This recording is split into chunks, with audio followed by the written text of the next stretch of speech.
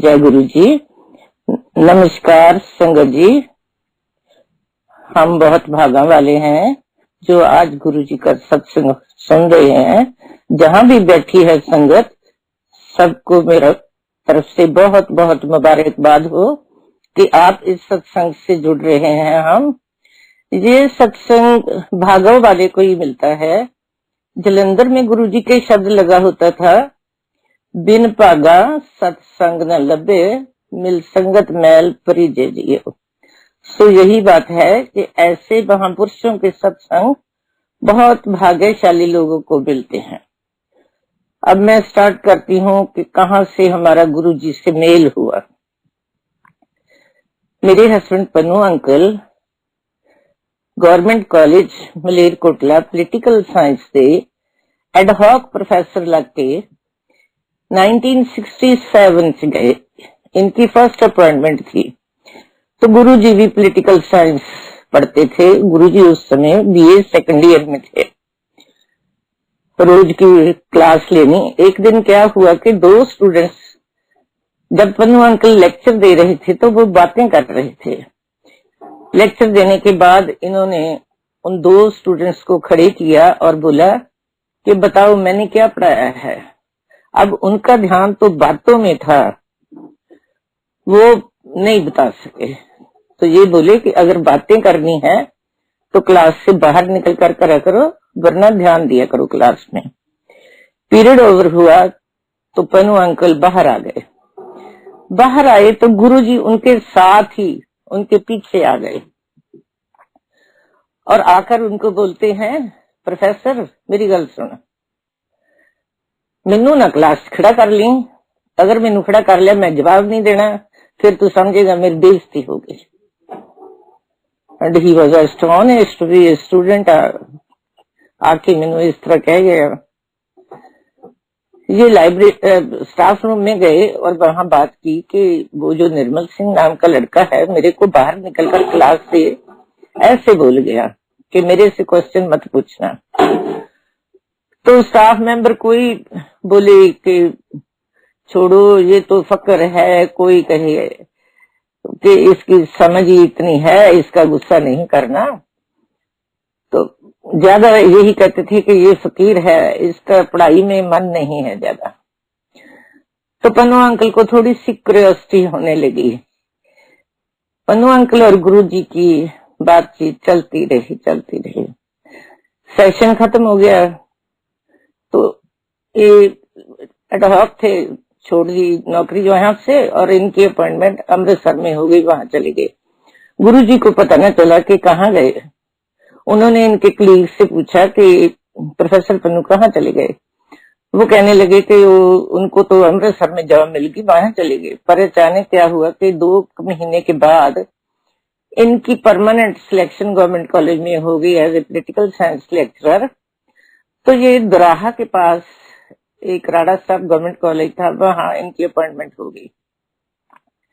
गुरुजी को फिर पता चल गया कि professor Pannu Ludhiana government college Rana साहब आ गए।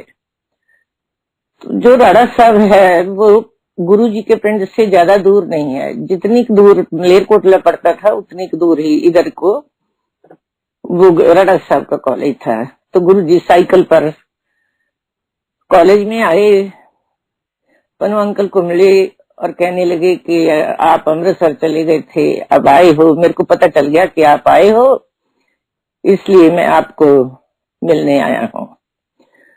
वहां इसी तरह इनका मेल मिलाप चलता रहा। तब हमारी शादी नहीं हुई थी।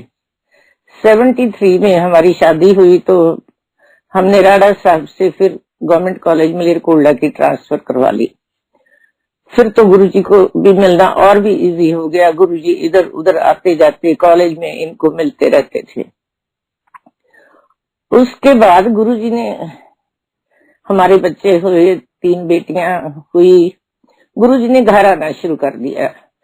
तभी पता लगता था कि मोस्टली संडे को आते थे कि गुरुजी गेट पे खड़े हैं। ज्यादातर वो सफारी सूट पहना करते थे, गर्मियों में भी सर्दियों में भी। तो जब देखना कभी हफ्ते बाद, 2 हफ्ते बाद, कभी महीना 2 महीने भी निकल जाते थे। आते थे तो बहुत देर बैठते थे। जब आते थे कई बार तो सुबह 10 बजे पहुंच जाते थे, तो मैंने उनको चाय का कप बना कर दे देना, चाय पी लेनी, फिर बैठ जाते बातें करने। दोपहर हो जाना, हमने लंच करना, मैंने कहना आप भी लंच कर लो, तो बोलते थे नहीं बहन जी चाय पीनी थी, पी ली। मैंने कहना फिर चाय और बना देती हूँ, नहीं मेरा फास्ट है। उस समय गुरुजी का सवा महीने का शिवरात्रि के पास आकर फास्ट हुआ करता था।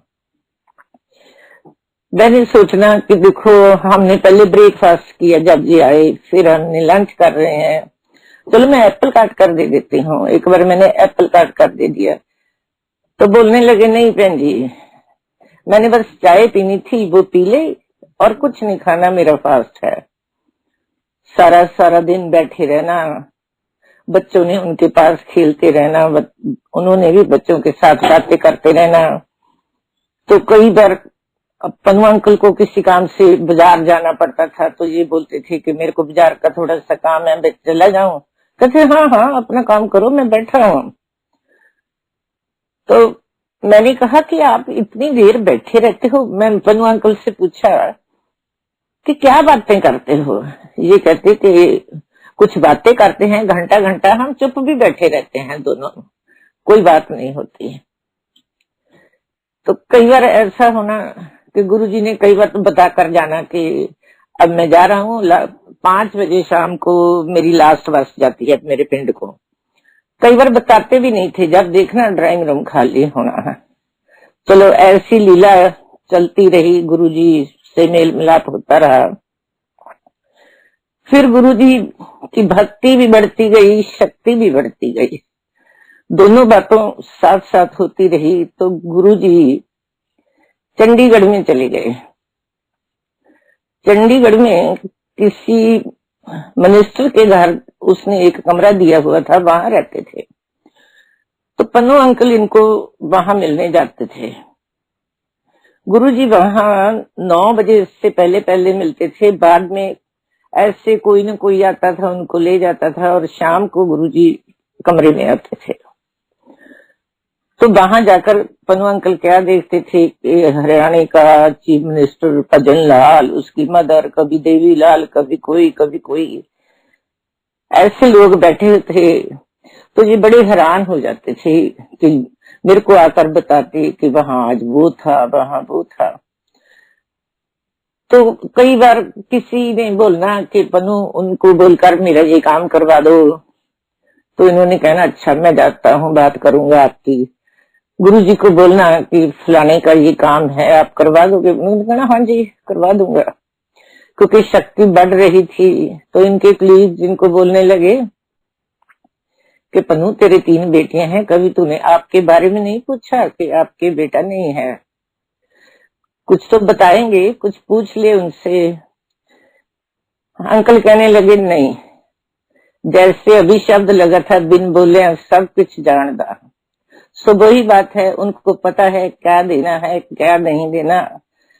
मांगने की कोई जरूरत नहीं, तो मैं कुछ नहीं मांगूंगा इनसे। सो इनका आपस में आना जाना चलता रहा। फिर हमारी ट्रांसफर मलेरकोटला से गवर्नमेंट कॉलेज लुधियाना की हो गई। गुरुजी भी चंडीगढ़ छोड़कर जलंधर आ गए। पहले वो ग्रीन एवेन्यू में रहा करते थे, पन्नू अंकल लुधियाना से वहां जाते थे, और गुरुजी भी जब भी लुधियाना आते थे तो पन्नू अंकल को कॉलेज में मिल जाते थे आकर।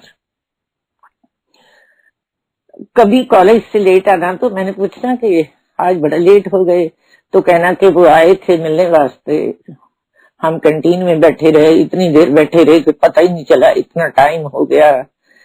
ऐसा सिलसिला चलता रहा।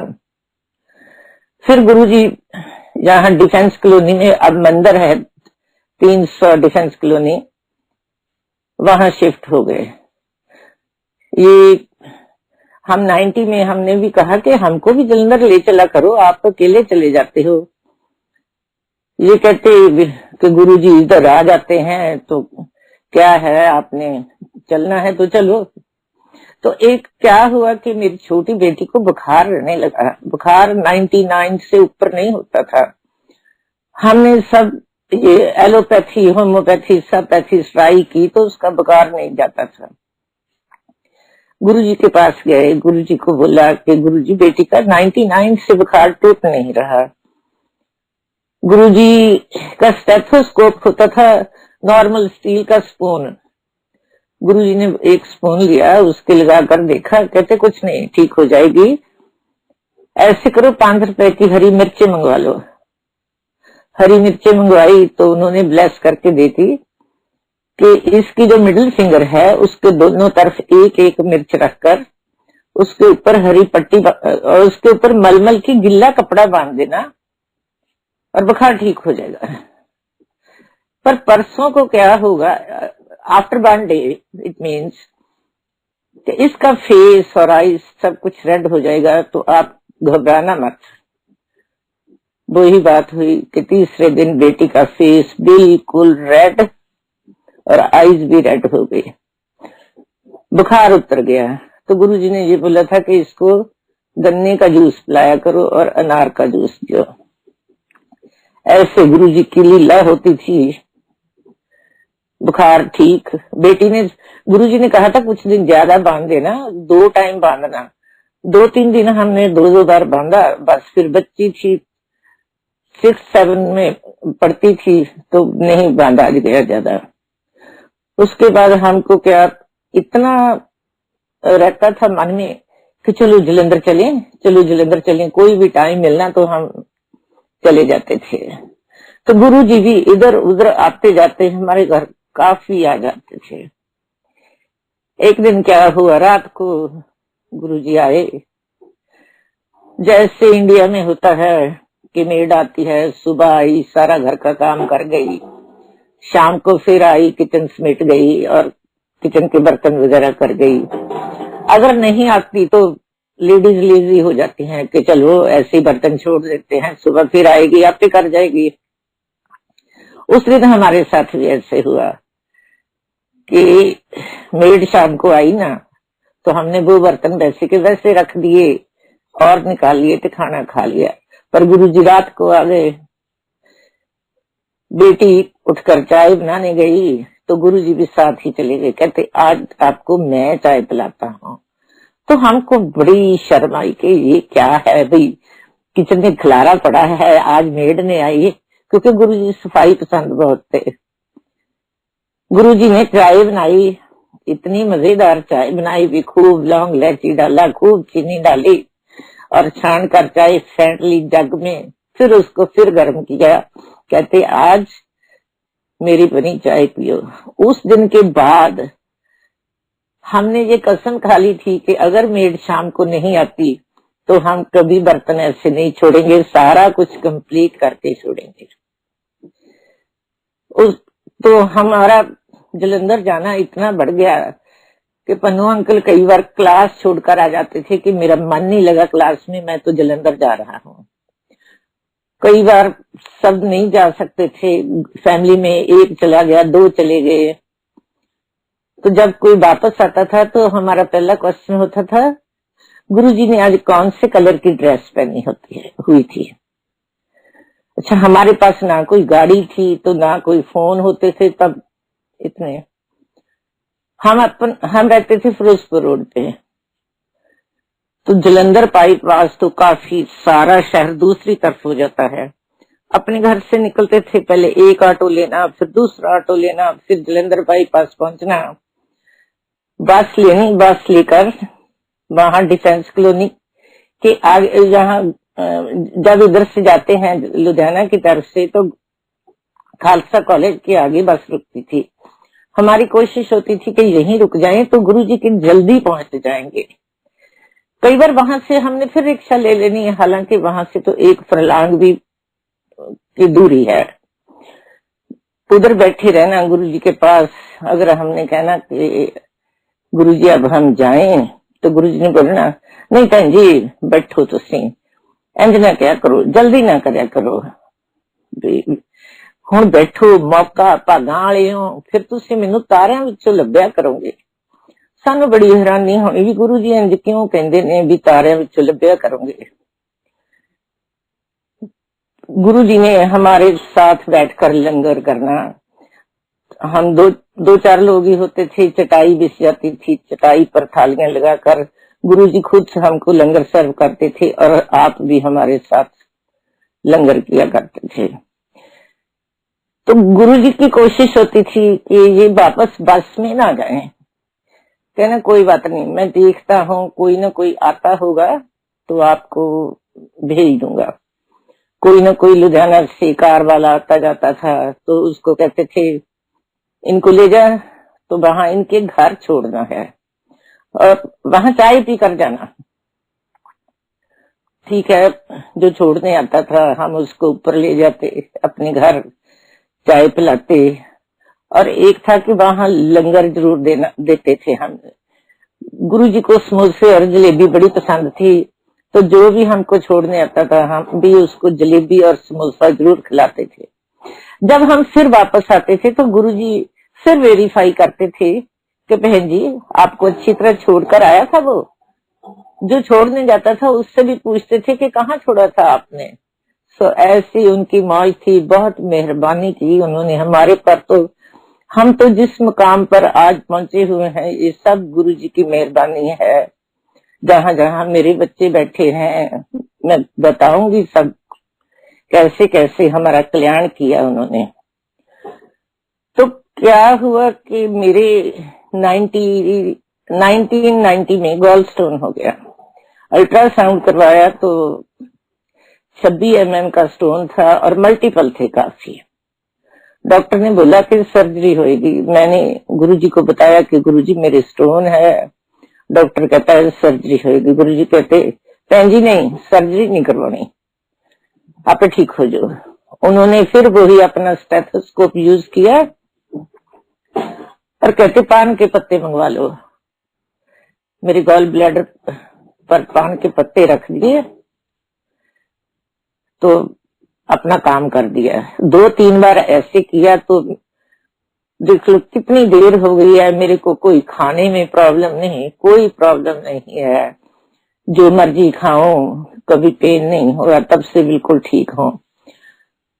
तो जब डॉक्टर ने बोला कि सर्जरी होगी तो हम थोड़े से परेशान हो गए, क्योंकि मेरे इन लॉज और पेरेंट्स की फैमिली में से सभी लोग कनाडा गए हुए थे, कोई नहीं था हमारे पास।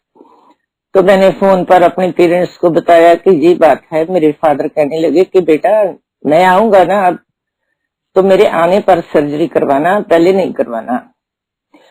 मेरे फादर आ गए तो बोले कि चलो अब आपकी सर्जरी करवा देते हैं, मैं आ गया हूँ। मैंने कहा पापा जी नहीं भी, मैं ठीक हूँ, कोई सर्जरी नहीं करवाना। कहते ऐसे कैसे ठीक हो, अब दर्द बंद हो गया तो आप समझती हो ठीक हो। मैंने कहा नहीं, अब मैं सर्जरी नहीं करवाऊंगी, मैं बिल्कुल ठीक हूँ। चलो मैंने उनको हौली हौली सारी बात बता दी, क्योंकि वो एक रिटायर्ड पुलिस ऑफिसर थे। ये पुलिस वाले जल्दी जल्दी किसी की बात पे रिलाई नहीं करते, पर वो मान गए और मेरे को बोले कि अच्छा मेरे को भी मिलाना उनको। मैंने कहा ठीक है मिला दूंगी। फिर 2-4 दिन बाद फिर बोले बेटा कब मिलाएगी। मैंने कहा मिला दूंगी। फिर 1 दिन बाद फिर बोले कि कब मिलाएगी। मैंने कहा मैं देख रही थी कि जब तक इनके मन में कोई बर्निंग पैशन नहीं होएगा तब तक नहीं लेकर जाऊंगी इनको वहां। तो एक दिन मेरे को थोड़ा सा गुस्सा करके कहने लगे बेटा अगर नहीं लेकर जाना तो मेरे को एड्रेस बता दो, मैं टैक्सी लेकर खुद वहां चला जाता हूँ। मैंने कहा कोई बात नहीं अब ले जाऊंगी, अब आपके मन में इतना पैशन है तो जरूर चलेंगे, पर मैं कल को पहले गुरुजी से पूछ कर आऊं, क्योंकि हम गुरुजी की इजाजत के बगैर कभी किसी को लेकर नहीं जाते थे, पहले पूछ कर आते थे। मैं वहां गई, गुरुजी से पूछा कि गुरुजी मेरे फादर आए हुए हैं, वो मिलना चाहते हैं। कहते ठीक है बहन जी। वैसे वहां जलंधर में जो सत्संग होता था ना, तो गुरुजी मोस्टली 11-11:30 छुट्टी कर देते थे। कहते कल को मैं जल्दी छुट्टी कर दूंगा, आप 10:30 आ जाना। उन्होंने 10:30 तक छुट्टी कर दी और इधर से हम चले गए। मेरे फादर और गुरुजी 3-4 घंटे बहुत बातें की। तो गुरुजी मेरे को कहते हैं, बहन जी आपके पापा जी को मिलकर मैं बहुत खुश हुआ हूँ। तो मेरे फादर भी बहुत खुश हुए। जब हम आने लगे तो गुरुजी पूछते हैं कि आपने कनाडा को वापस कब जाना है। उन्होंने बताया कि मैं इस तारीख को फरवरी में जा रहा हूँ वापस। उनके जाने से एक दिन पहले शाम को अचानक, गुरुजी जब आते थे अचानक ही आते थे, घर आ गए। कहते आपने कल को जाना था ना, मैं इसलिए सोचा कि आपको मिल जाऊं। एज यूजुअल जब वो आकर जाते थे तो जो मेरी बीच वाली बेटी है यही हमारे पास थी। बड़ी बेटी भी पढ़ने चली गई थी, छोटी बेटी कनाडा चली गई थी। तो हरमन है इस बेटी का नाम, जिसके पास हम रह रहे हैं, ये कैलिफोर्निया में है। इसने बड़े धीरे से गुरुजी से पूछना कि गुरुजी अब फिर कब आओगे। तो उस दिन गुरुजी बोले, क्योंकि हमारे एक अंकल और वहां आए बैठे थे, वो भी गरेवाल थे। गुरुजी कहते, मेरे फादर भी गरेवाल। गुरुजी कहते जब दो गरेवाल भरा फिर इकट्ठे होंगे मैं तब आऊंगा। तो बेटी बड़ी उदास होगी, कहती मम्मा नाना जी तो अब चले जाएंगे, साल भर नहीं आएंगे, तो इसका मतलब गुरुजी हमारे एक साल नहीं आएंगे घर में। क्योंकि पहले तो कभी बोल जाते थे 2 हफ्ते को आ जाऊंगा, कभी महीने को आऊंगा, कभी कहते थे फिक्र मत कर मैं जल्दी आऊंगा, तो आ जाते थे। हमको हर समय ऐसे रहता था कि गुरुजी अब भी आए अब भी आए, यही सोचते रहते थे कि कभी भी आ सकते थे। तो वो तो जानी जान थे। आप बिलीव करना कि मेरे फादर को फरवरी में जाकर अप्रैल के फर्स्ट वीक में किसी काम के लिए फिर वापस आना पड़ा। सो इसका मतलब ये है कि वो जो ऐसे सुते से कोई बात बोल देते थे तो उसका कोई मीनिंग होता था, वो तो जानते थे, हम लोग नहीं समझ पाते ऐसी बातों को। हुआ क्या, जब जलंधर जाते थे तो वहां एक प्रॉपर्टी डीलर आया करता था, क्योंकि हम रेंट पे रहते थे वहां। गुरुजी को था कि अब बहन जी कोई मकान लिया जाए। प्रॉपर्टी डीलर को कहते हैं, देख ये मेरे प्रोफेसर हैं, इनके लिए किसी अच्छे से एरिया में सस्ता और बढ़िया मकान लेकर दे। उसने सोचा अच्छा ठीक है गुरुजी, पर कोई इस बात पे गौर न की। 15-20 दिन के बाद जब वो फिर गया, गुरुजी ने उससे पूछा क्यों फिर प्रोफेसर साहब ने कोई मकान देखा। तो कहता है गुरुजी नहीं, अभी तो मेरे को टाइम नहीं मिला। कहते फिर जहां क्या करने आते हो। मैं तो अपने भक्तों को परखता हूँ, जो समझते हैं वो पा लेते हैं, कुछ जो नहीं समझते वो कुछ नहीं पा सकते। कहते मैं तो अपने भक्तों को सुई के नक्के से निकालता हूँ। तभी वहां एक शब्द लगा होता था, गुर पीरां दी चाकरी अत औखी सुख सार। गुरुओं को पाना एक बार मुश्किल होता है, जब गुरु को पा लिया तो खुशियां ही खुशियां हैं। तो आप बिलीव कीजिए कि कुछ दिनों बाद एक वहां इंडस्ट्री ऑफिसर था, वो हमको जानता था, वो हमारे घर आया चलकर, आकर कहने लगा कि प्रोफेसर साहब मेरे पास ना ये राजगुरु नगर है, फिरोजपुर रोड पे बहुत अच्छा एरिया डेवलप हुआ है, वहां HIG फ्लैट्स बनने थे अभी। कि मेरे को एक तो वैसे अलॉट हो गया, एक मैंने CM से करवा लिया, अब 2 हो गए। ऐसे करो एक आप ले लो, मैं आपको दे देता हूँ, उसका प्रीमियम कोई नहीं होगा, जो किस्त होगी आप भरते रहना। उसी दिन एग्जैक्टली शाम को गुरुजी हमारे घर आए। तो हम बड़े खुश हुए कि आज ही वो रंधावा आया था जी कहने के लिए, आज ही गुरुजी आ गए, वरना तो हमने नेक्स्ट डे गुरुजी के पास जाना था। हमने बताया कि गुरुजी ऐसे वो आया था और हमको ये ऑफर देकर गया है कि मेरे पास 2 फ्लैट्स हैं, एक की किस्तें आप भरनी शुरू कर दो तो वो आप ले लो। गुरुजी कहने बहन जी बहुत बढ़िया है, वो तो उनका नींव पत्थर मैंने रखा हुआ है, ठीक है वो ले लो। चलो बहुत ही खुश हुए ऐसे कि इनको कोई अच्छा मकान मिल गया। हम उसकी किस्तें भरते रहे तो फिर वहां शिफ्ट कर गए। अभी भी वहां ही है हमारा रेजिडेंस। जब इंडिया में जाते हैं तो जलंधर जाना, बहुत जाना, हर समय यही रहना कि कब जलंधर पहुंचे, गुरु जी के पास पहुंचे। वहां पहुंचते थे तो हम बिल्कुल मत्था टेकना और दीवार के पीछे लगकर बैठ जाना। कभी ऐसे आगे उनकी चेयर के पास बैठने की कोशिश नहीं करते थे। एक दो बार मेरे को एक लेडी बोलने लगी कि आपका तो गुरुजी से इतना प्यार है, आप बिल्कुल पीछे जाकर बैठ जाते हो, तो गुरुजी भी आपको इतना प्यार करते हैं। मैंने कहा जब गुरुजी के दूर बैठते हैं ना तो सामने होते हैं, गुरुजी की निगाह दृष्टि हमारे ऊपर रहती है। अगर बिल्कुल पास बैठ जाओ तो उनको ऐसे नीचे को होकर देखना पड़ेगा। दूर रहते हैं तो हमेशा नजरों में रहते हैं। कहती ये तो सही बात है, क्योंकि गुरुजी क्या करते थे कि हमको अपने पास बुलाते थे। हर समय, जिस समय भी हम जाते थे, हम हफ्ते में 2-3 बार भी जाया आते थे, तो हमको अपने चरण दबाने की सेवा देते थे।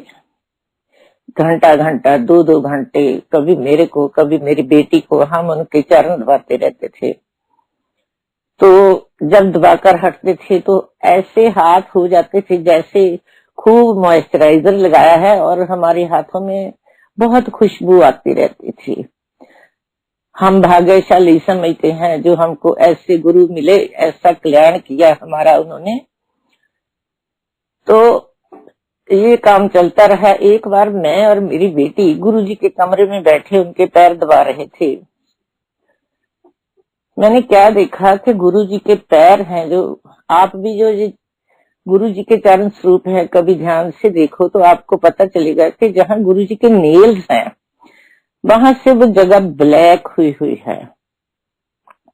क्योंकि मैं तो इतनी देर से देख रही थी, पहले बिल्कुल साफ होते थे। जब मैंने वो ब्लैक देखे तो मैंने गुरुजी को कहा कि गुरुजी ये आपके नेल्स को क्या हो गया, जहाँ स्किन और नेल्स होते हैं इतने ब्लैक कैसे हो गए। तो गुरुजी ने मेरे को बताया कि बहन जी, जब मैं रात को भक्ति करता हूँ, कमरे की लाइट्स बंद कर देता हूँ, कर्टन लगा लेता हूँ, क्योंकि गुरुजी के कर्टन भी मैरून थे, कारपेट भी मैरून, बेड कवर भी मैरून, अंधेरा हो जाता था, तो मेरे नेल से लाइट निकलती है, ये ग्लो करते हैं, उसी की वजह से ये बर्न हो गए। इतनी उनमें भक्ति और शक्ति दोनों चीजें आ गई थी कि पहले तो वो स्टेथोस्कोप लगाते थे स्पून का, फिर उन्होंने वो भी बंद कर दिया। बंद किया तो उनके दृष्टि से ही पता चल जाता था। जब किसी को देखते थे तो उसका कल्याण हो जाता था। जिस पर भी वो अपनी दृष्टि डालते थे उसी का भला हो जाता था। वहां कीर्तन बहुत अच्छा होता था। जो शब्द वहां लगे होते थे, हम अभी भी जब वो शब्द सुनते हो, फिजिकली चाहे हम कहीं भी हो तो मेंटली हम वहां पहुंच जाते हैं, सोल हमारी वहां पहुंच जाती है। गुरुजी कहते थे अपना माइंड, बॉडी एंड सोल तीनों को सरेंडर कर दो, आपको किसी बात की चिंता नहीं रहेगी, वो मेरे पे छोड़ दो आप। तो हमको बहुत अच्छा लगता था। एक बार वहां कीर्तन हो रहा था, बिल्कुल साइलेंस थी, फुल हॉल था, संगत बड़ी बैठी थी। तो हम गुरुजी के सामने दीवार के साथ बैठे थे। उन्होंने मेरी बेटी को ऐसे हाथ मारा इशारे से, तो ये उठकर उनके पास चेयर के पास बैठ गई। उन्होंने अपना हाथ ऐसे घुमाया और खोए का पेड़ा तकरीबन 250 ग्राम ऐसे इसकी ओर बढ़ाया, तो ऑटोमेटिकली इसके भी दोनों हाथ खुल गए और वो पीड़ा इसके हाथ में रख दिया उन्होंने। वो रब्बी प्रसाद दिया बेटी को। ये भी आंखें बंद करके बैठ गई और गुरुजी भी आंखें बंद करके हाथ जोड़कर बैठ गए। गुरुजी का रंग बिल्कुल लाल हो गया था। 10 मिनट के बाद गुरुजी ने आंखें खोली और वो प्रसाद जो पास पास बैठे थे उनको बांट दिया। बाकी कहने लगे कि इसको घर ले जाओ। तो वो प्रसाद हमारे घर कम से कम हमने 6 महीने रखा। जब कोई बात होती थी तो थोड़ा सा उसको बांट लेते थे। हमारे घर में भी ऐसे होता था, कभी अमृत वर्षा हो रही है, कभी ये गोल्डन और सिल्वर की स्ट्रिंग्स हमारे बेड पे गिरी पड़ी हैं, कभी कहीं गिरी पड़ी हैं। वो स्ट्रिंग्स मीटर मीटर लंबी होती थी। कभी कोई रेड कलर का कपड़ा थ्रेड होता था। तो हमको समझ नहीं आती थी कि ये कहाँ से आ गया। और जब वो अमृत वर्षा होनी तो हमने सोचना ये पानी कहाँ से गिर गया। फिर ऐसे गुरुजी से बात की। गुरुजी कहते आपको पता नहीं, मैं आता हूँ तो मैं अपनी निशानी छोड़कर आता हूँ। तो बच्चों ने वो क्या करना, क्योंकि बच्चे तो बच्चे ही थे, वो जो स्ट्रिंग होती थी उनको संभाल कर ऐसे अपनी रिंग बना लेती थी गोल करके उनकी। चलो ऐसे टाइम निकलता गया। 92 में हमको गुरुजी से मिले हुए 25 इयर्स हो गए थे। हमको बिल्कुल याद नहीं था इस बात का। तो एक दिन हम भी वैसे ही जा रहे थे रूटीन की तरह गुरुजी के पास। गुरुजी ने वहां संगत में से किसी को बोला कि ऐसे करो भाई, समोसे और जलेबी का लंगर मंगाया जाए। लंगर आ गया। सेवादार बोले कि गुरुजी लंगर तो आ गया है, समोसे और जलेबियां हम बांट दें। वो कहते हैं नहीं, प्रोफेसर पनूहरी वहां से चले हुए हैं लुधियाना से, 2:10 पर वो पहुंच जाएंगे यहाँ, फिर उनके आने के बाद बांटेंगे। तो एग्जैक्टली 2:10 पर हम वहां पहुंच गए।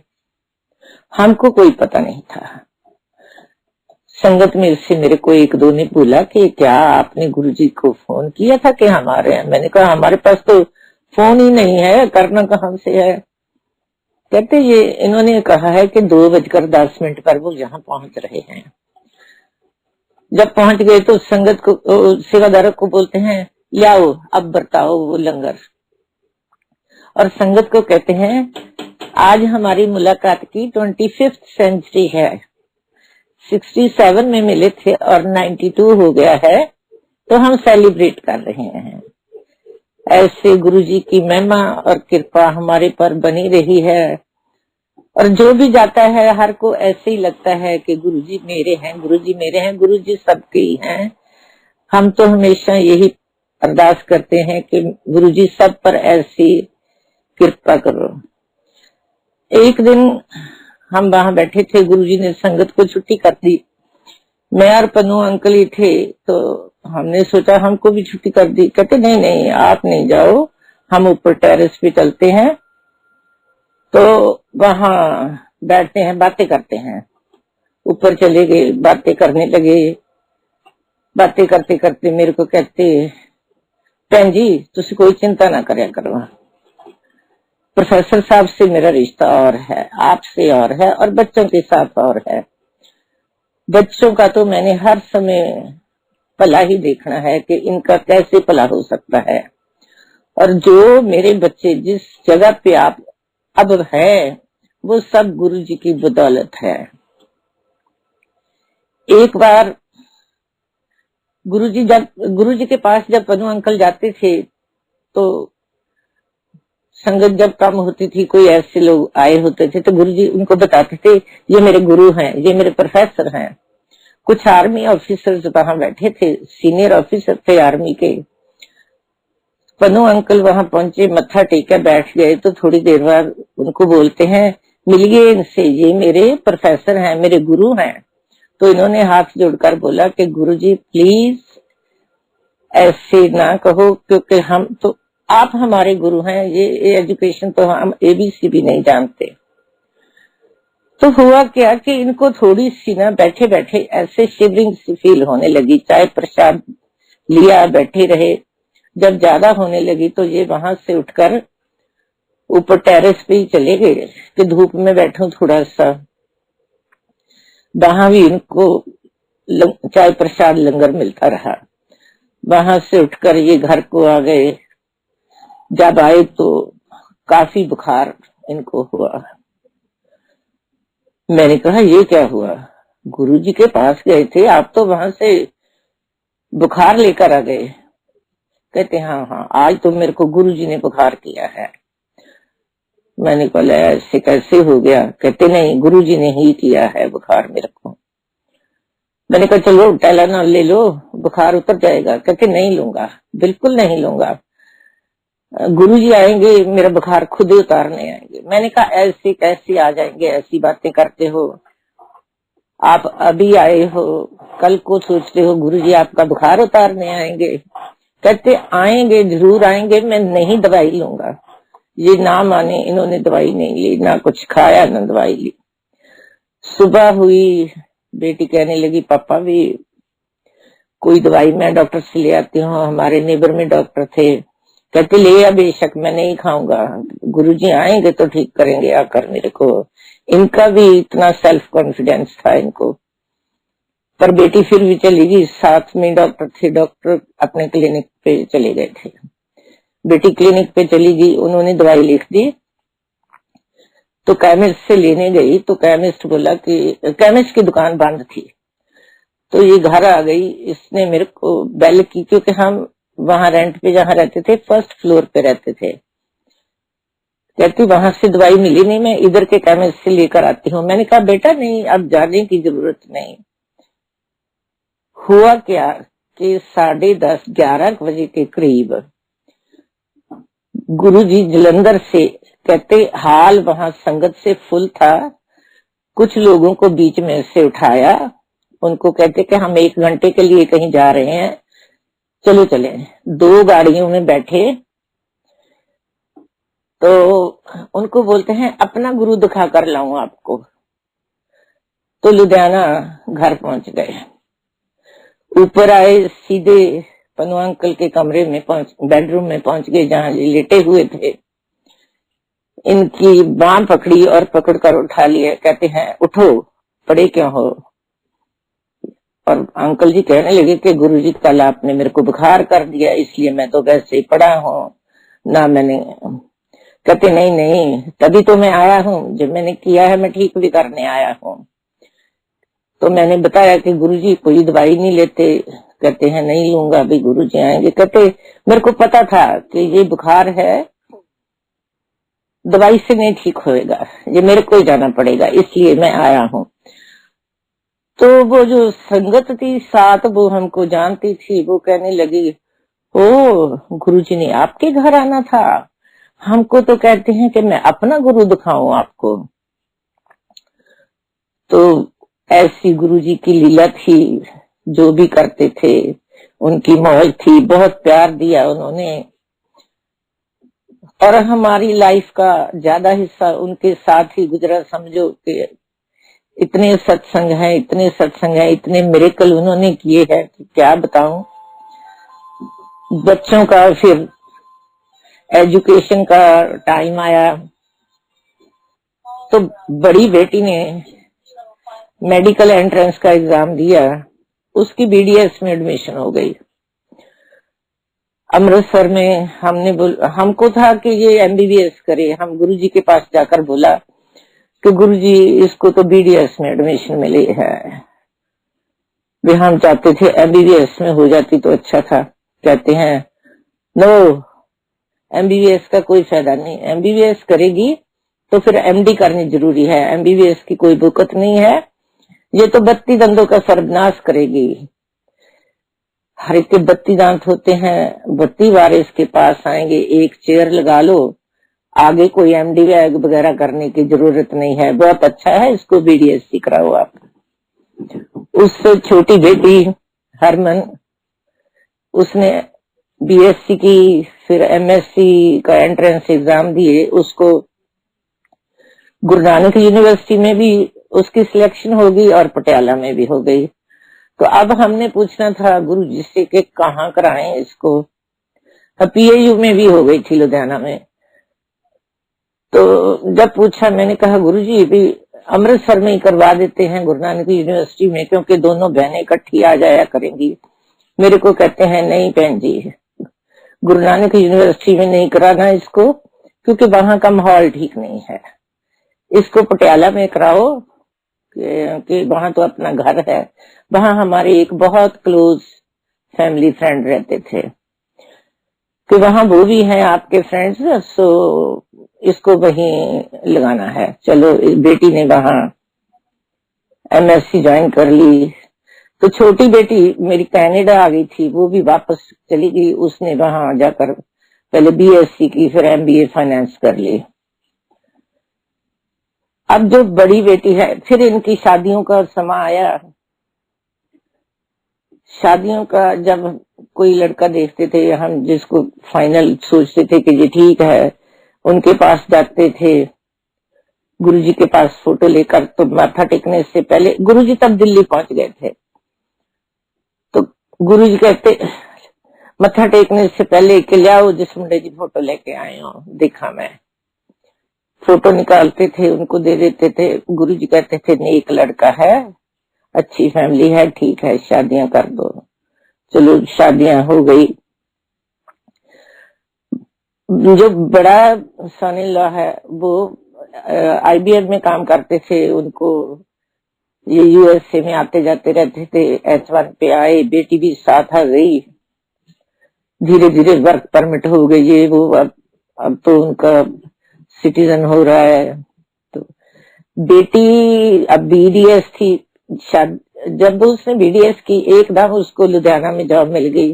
करके आई, तीसरे दिन बाद ही एक हॉस्पिटल में लग गई।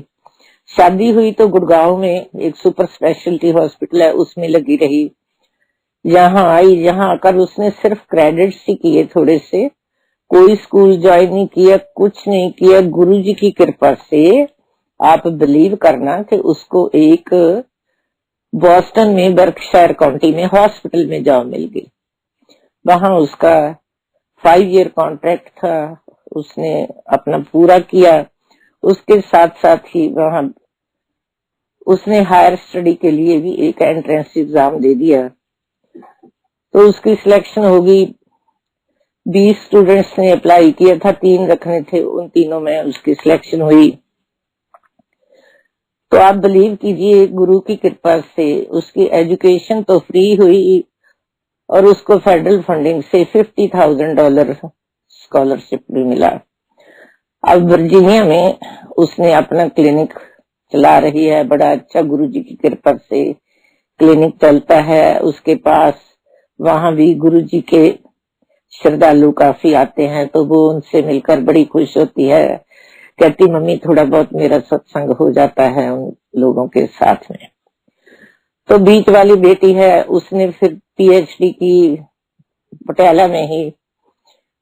पीएचडी करते करते वो कहती मम्मा कि मैं अभी थीसिस सबमिट नहीं कराया था कि मैं कोई जॉब भी कर लूं, थीसिस तो सबमिट हो ही जाएगा।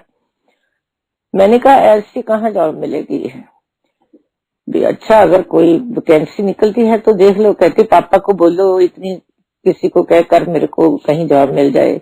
1-2 जगह इंटरव्यू दी, सब जगह सिलेक्ट होती रही। तो हमने कहा कि बेटा ऐसी जगह में आना जाना बड़ा मुश्किल है, कहाँ रहोगी, क्या करोगी, भी कोई कन्वीनियंट हो जहां से वहीं लग जाओगी तो अच्छा है।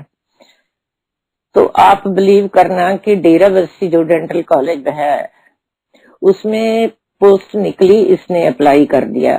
तो हमको बताया कि डेराबस्सी कॉलेज में एक पोस्ट खाली है, मैंने वहां अपना रेज्यूमे भेजा है। उसके पापा को मैंने बोला कि चलो आप एक बार जाकर दिखाओ। ये जाने लगे तो वहां डायरेक्टर का फोन नंबर ले लिया कहीं से, उसको कॉल किया। वो कहने लगा कि मैं तो सीएम से मिलने जा रहा हूं। भी कोई बात नहीं, आप बेटी को भेज देना। आप बिलीव करेंगे कि बिना किसी इंटरव्यू के, बिना मिले हुए, उसने वहीं से ही बोल दिया कि कल से बेटी को ले आना, वो ज्वाइन कर लिया कर। ये गुरु जी की कृपा के बगैर कुछ नहीं हो सकता, कुछ भी नहीं हो सकता। फिर उसकी शादी हुई, उसने वहां से जॉब, वो तो जॉब तो छोड़नी थी, शादी हुई, फिर वो भी यूएसए में आ गई। वो अब कैलिफोर्निया में है। कैलिफोर्निया में थर्मो फिशर कंपनी है, एक साइंटिफिक टेक्नोलॉजी की। अब वो कंपनी कोविड पे भी बहुत काम कर रही है। पर जो ये बेटी है मेरी, ये स्टाफ साइंटिस्ट है यहाँ, इनकी डीलिंग ज्यादा एफबीआई वालों के साथ होती है। ये डीएनए जो टेस्टिंग किट्स हैं उसकी सॉफ्टवेयर डेवलपर है। सो गुरु जी की कृपा से सब अच्छे काम हो रहे हैं। जो छोटी बेटी है वो भी कनेडियन सिटीजन है, पर उसके इन लॉज का वो ओनली चाइल्ड है। उसका जो हस्बैंड है वो कहते कि नहीं, ये बाहर नहीं जाएगा। प्रॉपर्टी अच्छी खासी है उनकी, वो गुड़गांव में रह रही है, वैसे तो वो लुधियाना की है। सो गुरु जी ने बच्चों पर खूब मेहरबानियां की। बाकी जो इलाज गुरुजी करते थे, गुरुजी बोलते थे कि बताओ कोई बाबा ऐसा है जो फ्री का इलाज करता है, क्योंकि वहां मंदिर में कहीं भी कोई चढ़ावा नहीं चढ़ता, कोई मत्था नहीं टेका जाता। नहीं तो हम कहीं भी जाओ, कहीं भी कोई एग्जाम्पल आपको ऐसी नहीं मिलेगी जहां कोई चढ़ावा ना चढ़ता हो। तो वहां अब लंगर प्रसाद भी मिलता है, सब कुछ है। तो गुरु जी की कृपा से ये हो रहा है। गुरु जी तो अगर आपकी पूरी श्रद्धा है, आपका इलाज टेलीपैथी से भी कर देते हैं। मेरे को क्या प्रॉब्लम हुई, जब हम जाते थे गुरु जी के पास तो सब भूल जाते थे कि हमारा क्या दुखता है, याद ही नहीं रहता था वहां जाकर। जलंधर में तो हम बहुत जाते रहे। तो फिर जब गुरुजी चंडीगढ़ चले गए, फिर थोड़ा सा हमको मुश्किल हो गया। या तो हम कोई ऐसा फ्रेंड ढूंढते थे कि जिसके पास गाड़ी हो, हमको वहां ले जाए, नहीं तो फिर टैक्सी लेकर जाते थे। अब हम टैक्सी रोज रोज तो जाया नहीं जा सकता, महीने में एक बार जाते थे, कई बार 2 बार चले जाते थे, पर थोड़ा सा हार्ड लगता था। तो मेरे ब्रेस्ट में पेन होने लगा, धीरे धीरे इतना बढ़ता गया कि टच भी नहीं हो सकती थी। ना किसी डॉक्टर को दिखाया, ना गुरुजी से बात की, अब क्या करें, बहुत पेन हो रहा था। तो मैं ऐसे एक दिन पड़ी थी, मैंने कहा भी, मैंने पन्नू अंकल को बोला कि हमने कितनी गलती की है, ना डॉक्टर को दिखाया है, ना गुरुजी से बात की है, मेरे तो बहुत अनबियरेबल पेन हो रही है आज। तो मेरी बेटी जो पटियाला पढ़ती थी, उसका फोन आया, तो मैं ऐसी पेन में बोली कि बेटा मेरे तो बहुत दर्द हो रहा है, लेट रही हूं मैं। तो ये कहती, मम्मा कोई बात नहीं, चिंता मत करो, अपने गुरुजी हैं, सो चिंता की कोई जरूरत नहीं। मैंने कहा हाँ। कहती गुरुजी के पास जाया ना। मैंने कहा हाँ, कल को प्लान किया है, पापा तेरे छुट्टी लेंगे और हम गुरुजी के पास जाएंगे। तो ये कहती कल को मत जाना, क्योंकि वो जो हमारे पटियाला में फ्रेंड्स थे, वो इनको जब गुरुजी के पास जाते थे हॉस्टल से ले जाते थे, हमेशा ही लेकर जाते थे। कहती मैं कल जाकर आई हूँ गुरुजी के पास, तो गुरुजी अब दिल्ली गए हैं, 2-3 रोज के बाद आएंगे, उसके बाद जाना आप। और संगत जी आप बिलीव कीजिए कि दोपहर के टाइम में सो रही थी, मेरे को सपने में गुरुजी आते हैं। तो उन्होंने पिंक कलर का चोला पहना हुआ है, उनके हाथ में एक नाइफ है जिसका ब्लेड तकरीबन 12 इंच का है, आगे से राउंड है, स्टील की नाइफ है, आधा इंची चौड़ी है, और वो पस और ब्लड से लिबड़ी हुई है। और मेरे को कहते हैं लो बहन जी फिक्र न करो, थोड़ी सर्जरी करती है, ऑपरेशन हो गया, सक्सेस हो गया। और ये सच मानिए, ऐसे मिरेकल कोई नहीं कर सकता, कोई नहीं कर सकता। जब मेरी एकदम आंख खुल गई, मैं देखती हूँ गुरुजी कहाँ है, जहाँ तो गुरुजी कहीं नहीं है। तो मैंने अपने बॉडी पे हाथ लगाकर देखा तो मेरे पेन बंद हो गया। मैं बार बार लगाकर देख रही हूँ कि मेरे पेन हो रहा है कि नहीं हो रहा। जो जगह मैं टच नहीं कर सकती थी तो मैं ऐसे टच कर रही हूँ, पर मेरे को वीकनेस फील हो रही थी जैसे सर्जरी के बाद हुआ करती है। 1 हफ्ता वो वीकनेस मेरे को रही, तो फिर मैं धीरे धीरे रिकवर करती रही। तो ऐसे गुरुजी ने सपने में ही मेरा कल्याण किया। अब इस बात को कम से कम 30 इयर्स बैक की बात है कि कोई प्रॉब्लम नहीं, कुछ नहीं। बस एक ही बात है कि गुरुजी के हो जाओ, सरेंडर कर दो अपने आप को, तो वो आपका कल्याण ही कल्याण करते हैं। आप सब भागा वाले हो। जय गुरुजी, जय संगत जी, नमस्कार।